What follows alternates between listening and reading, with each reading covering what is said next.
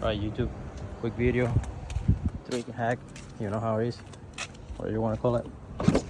In case of emergency, and your Tesla is a 2015 Model S, and you got people trapped in the back, you got an accident or something, there's no power, you need to get out quickly.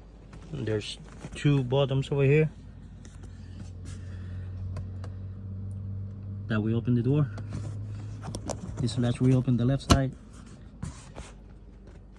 It's on the back seat where your legs are, and this one open your passenger door. Wow.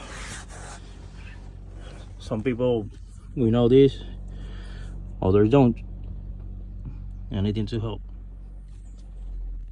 Peace.